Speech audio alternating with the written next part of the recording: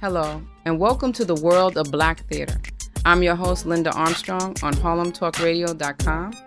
Today is Monday, August 30th, and my guest in the studio is a gentleman who is not only a playwright, but an actor as well. His name is Layon Gray. Layon, welcome to the show. Thank you, Linda. Thank you for having me. Thank you. We'll be right back after this message.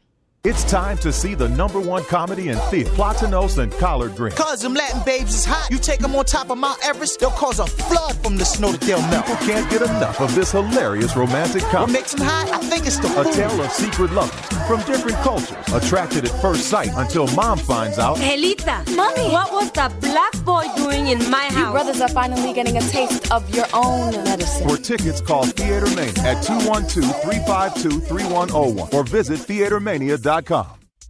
And we are back to the world of Black theater. Layon has made it his business to get audiences familiar with a story that many probably don't know anything about. He has a play that tells the true story of the first 6 Black Tuskegee Airmen called Black Angels over Tuskegee. Layon, I was curious to see the play just from hearing the name, but when I saw the production, I felt blessed. It just seemed like I was getting so much information that I didn't know before. I was getting the opportunity to find out about personal stories of these men who truly made history. Watching the show, I felt a sense of pride for what they managed to accomplish, even with all the prejudice they faced. You present the story in such a multi-layered and passionate way. One can't help but care about these men and be riveted by each of their personal stories. Layon, please share the period in which the story takes place, the names of these men, and describe each in one sentence.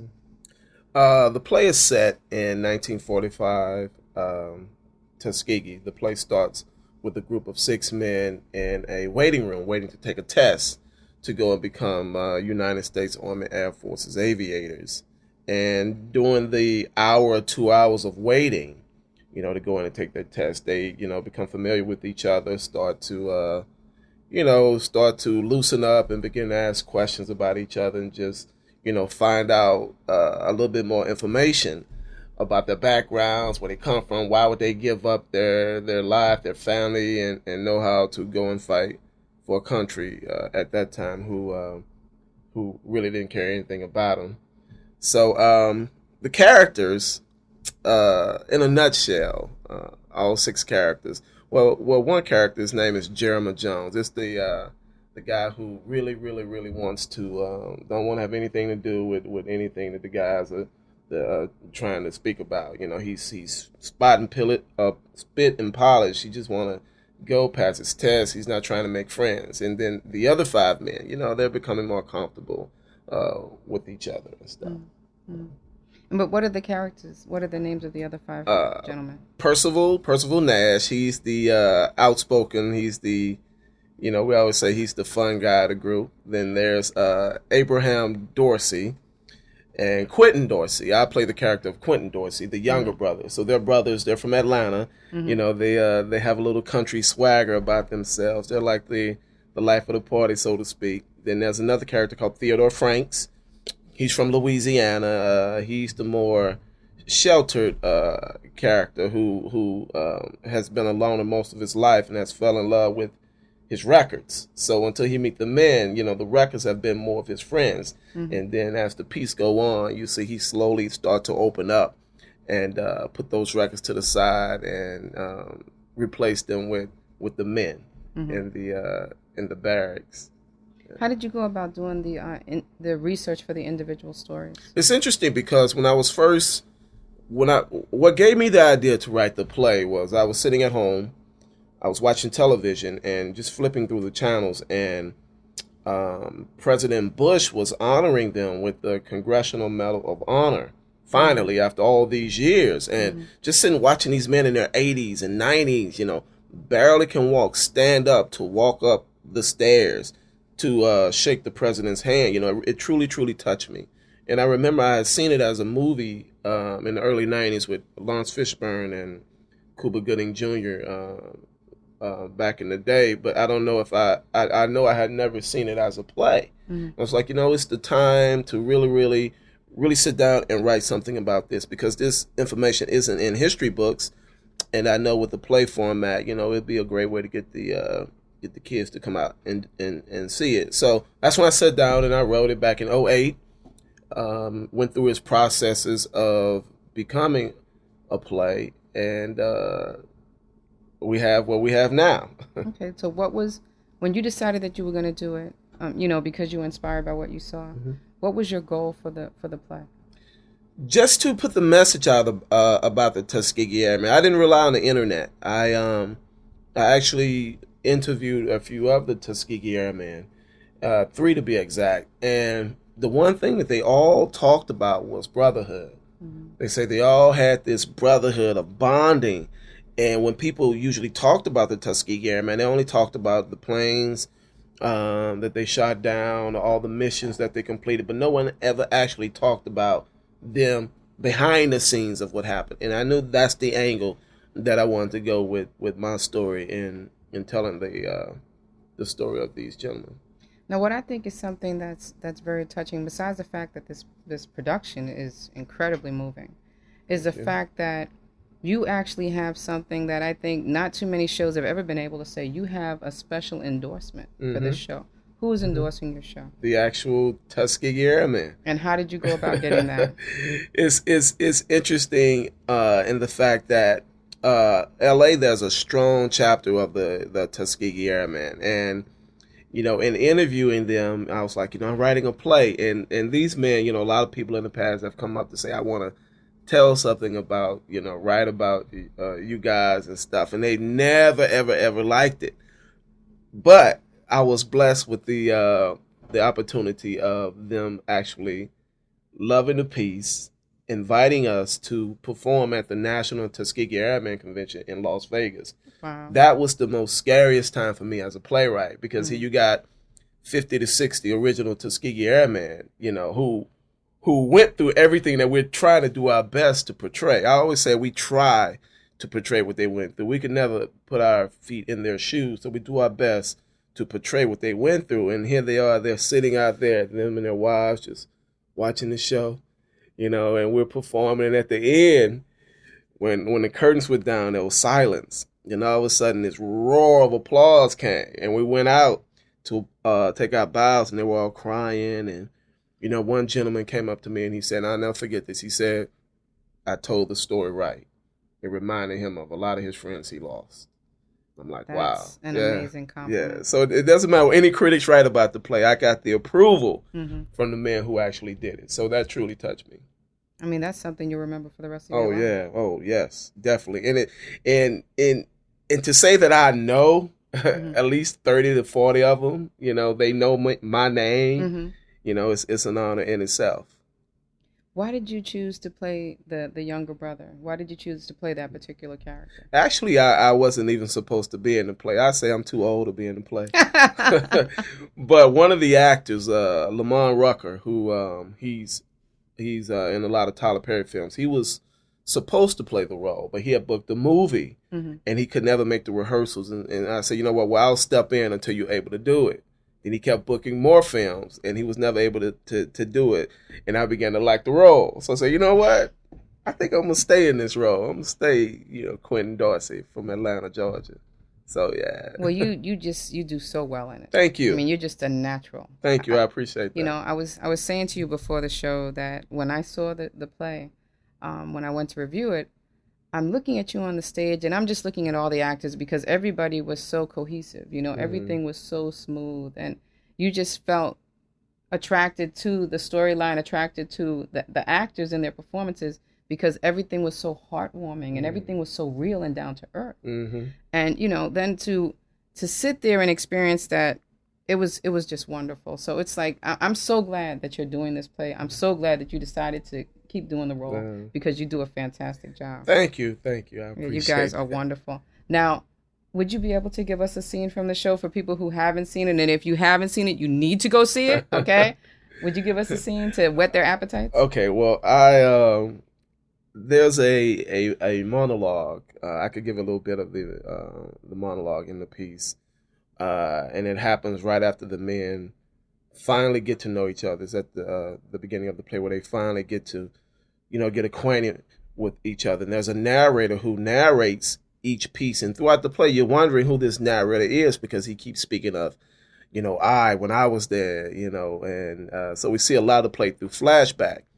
And there's a monologue in the piece where he says, "We didn't know if everyone would pass that test or not, but it was good to see a group of Negro men want to do something right, want to fight for what they believed in, and most of all, do something that no one in the world thought we had the brain, the skill, or the know-how to do. Fly a plane." I was excited to be there, despite the fact of going all the way to Wendover Air Force Base in Utah. We could have went to a local recruiting office in our designated city. But you see, they were testing us early. We all knew it. I mean, some of the boys were a little over the top, but it added to that uniqueness of the group. Expectations were really high for us to fail.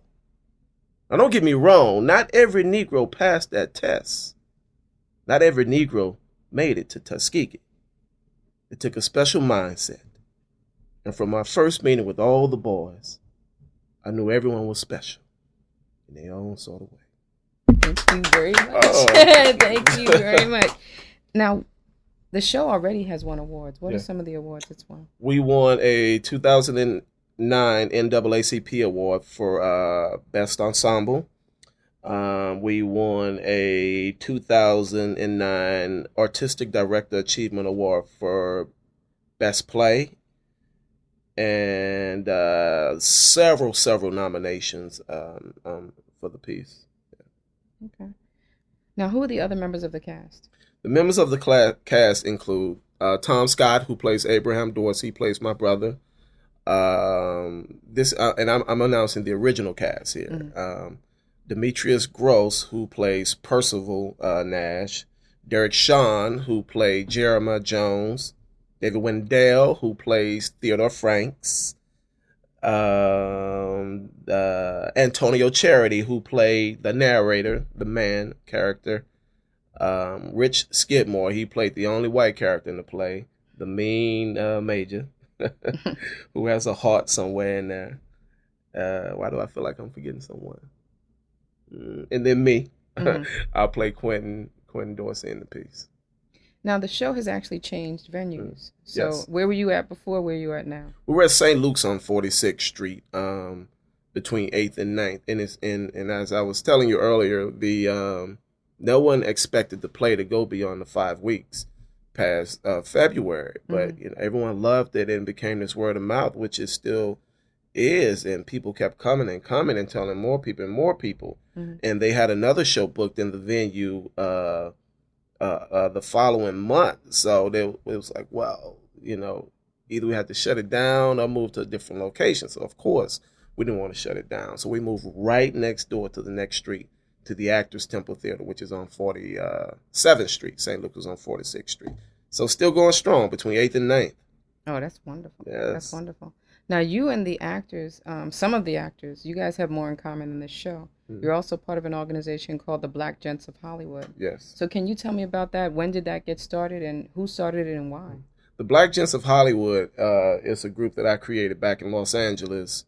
I knew I was looking for an outlet to have quality professional actors present my works, and in doing that, I knew I wanted to form a company. And knowing I couldn't do it alone, I reached out to several gentlemen, Lamont Rucker from the Tyler Perry films, Tom Scott, who's also in the play, and gentleman Jay Jones, who's back in L.A., Justin McGee, who's back in L.A., Jason McGee and Justin Biko, who are back in L.A., and said, I want to form this all-male theater group. So we got together, talked about it, and formed the Black Gents of Hollywood, knowing that we wanted to tell true, honest stories about African-American men. We didn't want to make our pieces, not to say that, I won't talk about that, but we want to do positive images of black males in our pieces. So that's when we decided to create the Black Gents of Hollywood. And here we are. We're going strong right now. We have 10 members now in the group. And when did you say it was started? I'm sorry, 2007. Okay. We began the Black Gents of Hollywood. Yeah. Well, you know, it's one thing to see that there's a need to have this happen, so that positive stories are written and performed about African American men, but to actually sit down and actually make it happen, bring it to fruition, is a big accomplishment. Yeah. So, I mean, I just want to say congratulations just on that. Thank you. You know, and it is very important. Yeah. Because if we're telling our stories, we're going to tell them the way that they should be told in a lot of different dimensions. You know, exactly. It's going to be that multi-layered instead of the stereotypical image that people have of Black males. Yeah. So for you to realize that this needed to be addressed and to actually get the people and make it happen instead of it just being words is very impressive and very important. Thank you. Our logo is changing the paradigm. You know, we want to change the paradigm in the way the Black male image is displayed, especially in Hollywood, where we come from. You know, we want to put out those positive images to let men know that you know our history is here. Our history did not begin with slavery. And that's what a lot of people don't know. You know, they think the African American culture began with slavery. No, we were kings and queens back in Africa, and somebody need to tell those stories. You know, so our kids will know.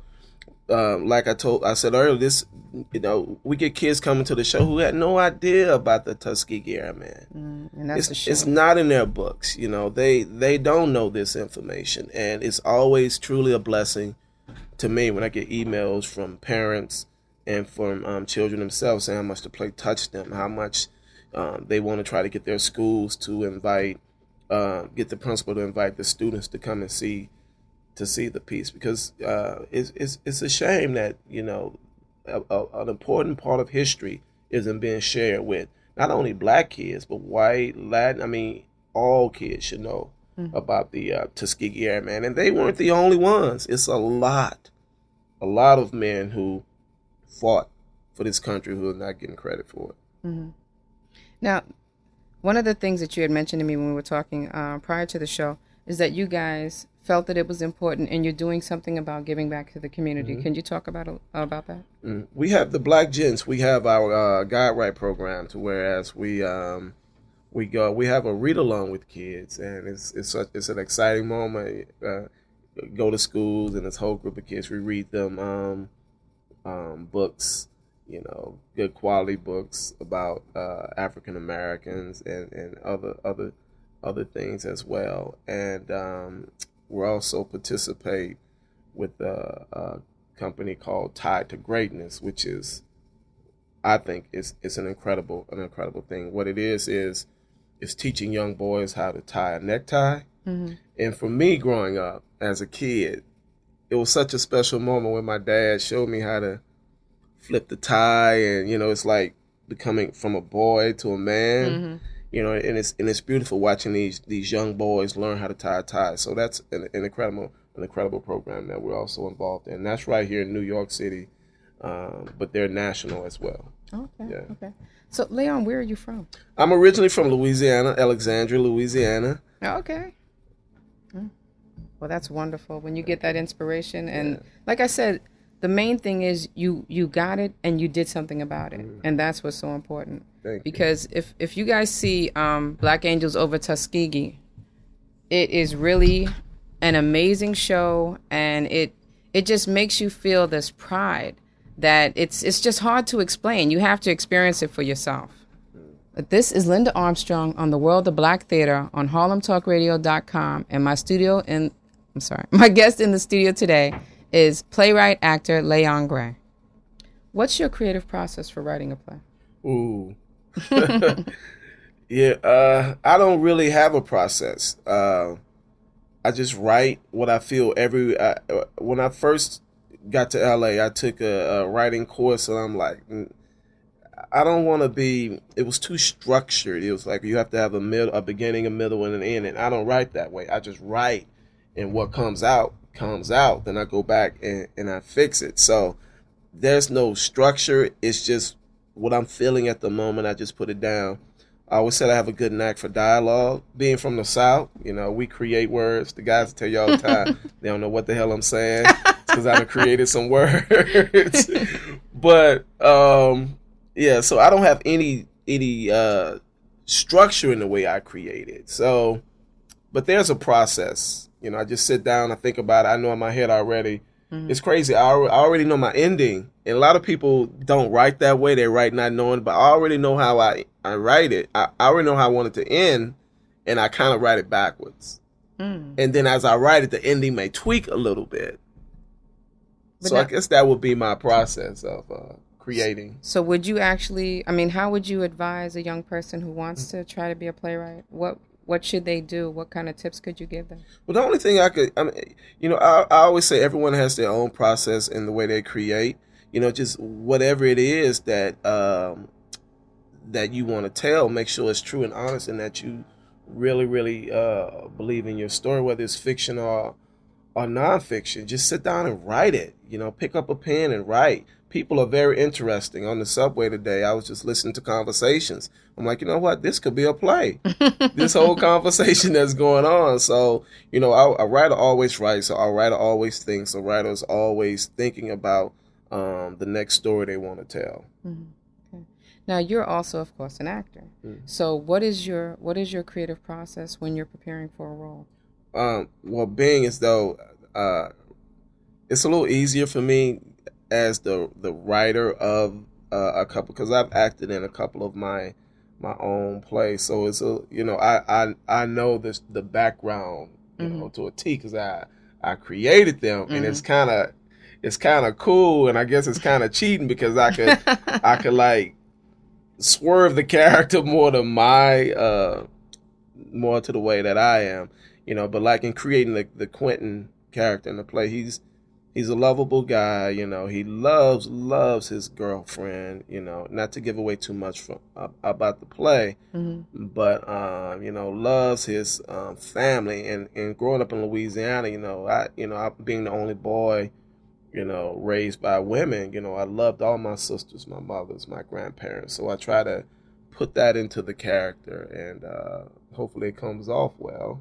You know, the lovable, kind character he is, what makes you fall in love with him, as well as the other characters in the play. I try to flush them all out so every character has their own unique story. You could take each character out of the play, and they each could have their own play. You definitely see that. You definitely see it. Now, so then, as an actor, what tips would you give to young people that want to pursue acting? Just believe in yourself. You know, believe in yourself and stay focused. If don't let anybody tell you can't do anything. I know, you know, a lot of people, you know, you hear this a lot, but it's true. You know, truly to believe in yourself, and, you know, work hard. You know, work is hard work. What we do, I always say, actors, we have the best job in the world because we could be whatever we want. We could be a cop, we could be a doctor, we could be a lawyer. You know, we got the best job to create. But in creating that, you have to work on your craft, just like everything else. Don't take it for granted. Really work, study, learn your craft, learn your art. Now, you you have written several plays, not just Black Angels Over Tuskegee, which everybody is being introduced to you for, but you did 11 plays prior to that, and as you said, one of them was actually focusing on your family. Yeah. And what was it called again? It was called Meet Me at the Oak. Meet Me at the Oak. Yes. Okay. And now, besides Black Angels, you have another play that's going to be coming out in repertory with it, which is All American Girls. Yes. So can you tell us something about All American Girls? All American Girls is one of my favorites as well. I guess I love all of my pieces like kids. And I have a knack to want to tell stories from the past. I love telling period pieces. I love telling history information that people really, really didn't know about. And All American Girls is about women who played in the Negro Leagues. A lot of people don't know African American women played in the Negro Leagues, and that's another part of history that I love to, that I'm working on getting out in this play. And it centers around all Negro female baseball team and 45, and their coach mysteriously disappears one night. And this young reporter from the Chicago Defender, the black paper at the time, comes to interview all the girls and to find out what was the coach like, how was she, why would she just quit up and leave, for this big history-making event that's about to take place between the all-Negro team and an all-white team. I don't know if you're familiar with the movie A League of Their Own that came out a few years back. Yeah, I remember parts of it. Well, it's about the play, in a nutshell, the play is about a black team wanting to play in that league, but they don't want them to play because they're black. So they arranged this exhibition game between the world champions of the white team, the white league, and this all-Negro team that they've created. And during the practices and everything, their coach ends up missing. And it's an investigation. It's a mystery to what happened to the coach, which is, I think, one of the best, not to toot my own horn, but one of the best roles written for a woman 50 plus. I mean, the role is incredible. And the lady who plays the role does an excellent job. I think New York is really going to enjoy watching her play that role. What's her character's name? The name of her character's name is Coach Odessa Hicks. And the actress who plays that role is an actress by the name of Arlene Magruder. Tough. The character's tough. It's that tough love that, whereas, you think she's being mean to you, but she's not. She's only trying to make you better. I mean, she's on the girls. I mean, she's really, really on the girls. Real bad. But she wants them to win. She wants them to succeed and let them know that this game is bigger than anybody, and you can kind of relate it to the Tuskegee Airmen journey, because the game is, if they win this game, it's going to open the doors for many other young girls who want to play baseball. So I'm excited about that piece. It's an all African American female cast that's will be up here in New York City, and it's a great moment for me. Somebody just told me yesterday, it was like, you're the only playwright in New York with 2 shows currently running Off-Broadway at the same time. And I'm like, wow, that's kind of cool. Now, actually, I made a mistake earlier because All American Girls actually opened on the 25th, right? Yes.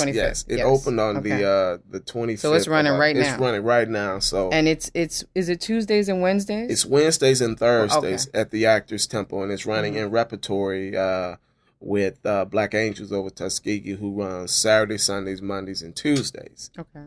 Yeah. So where can people go to get more information on both productions? With Black Angels over Tuskegee, you can go to the website at blackangelsovertuskegee.com. Again, that's blackangelsovertuskegee.com, and you'll find out information on the cast. You can read all the wonderful reviews that the play got, and you can also purchase your tickets. And for All American Girls, the female baseball play, you can go to allamericangirlsplay.com, allamericangirlsplay.com for all the same information with cast and tickets and whatnot. Okay, now so that's how people will get information about the 2 shows, but they can also get more information about Black Gents, Black Gents of Hollywood by going to their website also, correct? And what is that? The blackgents.com. We have a website, theblackgents.com, and you'll find out about all the information and all the things that we're doing and the projects that we're branching out into film, television, and we're an entertainment company, and we try to teach through entertainment. So you'll find out a lot about our company, and for those that are interested in possibly joining, there's information on there as well. Okay. Layon, thank you so much for being on the show. Yes. And thank you, everyone, for tuning in. This is The World of Black Theater. I'm your host, Linda Armstrong, on HarlemTalkRadio.com. And remember, support Black Theater. It's telling our stories. And one way you can support it is to go to see Black Angels over Tuskegee and All American Girls. Thank you.